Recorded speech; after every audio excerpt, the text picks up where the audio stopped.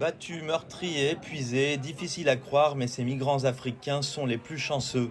Ils ont réussi à atteindre le centre d'accueil des migrants dans l'enclave espagnole de Melilla. Ils étaient les rares à avoir réussi à atteindre le territoire espagnol après de violentes escarmouches avec la police marocaine. Aux premières heures de vendredi, plus de 2000 migrants avaient tenté de prendre d'assaut la clôture bordant l'enclave. Les forces de sécurité marocaines ont tenté de les repousser, ce qui a entraîné des affrontements sanglants qui ont fait 18 morts et 76 blessés, bien que certains groupes de défense des droits de l'homme aient fait état de 27 morts. La police marocaine insiste sur le fait que la plupart des décès sont dus à des migrants tombant de la haute clôture et à l'écrasement qui en a résulté.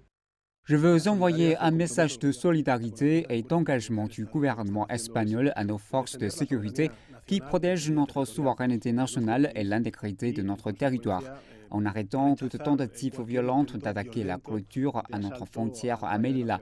Cela s'est produit à cause de différentes mafias qui font le trafic d'êtres humains.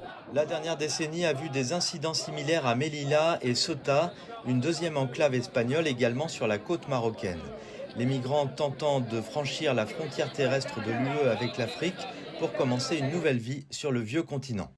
Tant que la frontière entre l'Europe et l'Afrique sera la plus inégale de la planète, quelle que soit la norme à laquelle vous vous référez, revenus par habitant, PIB, santé maternelle et infantile, pyramide de population ou des âges ou autres, nous continuerons à voir des gens désespérés chercher une vie meilleure. Donc la pression de l'immigration continuera.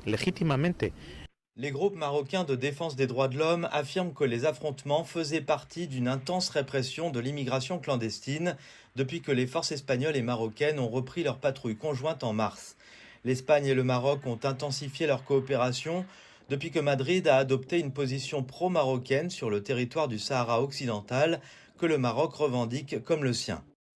Cette incursion est la première depuis que les forces espagnoles et marocaines ont convenu de travailler plus étroitement les unes avec les autres pour patrouiller leurs frontières communes.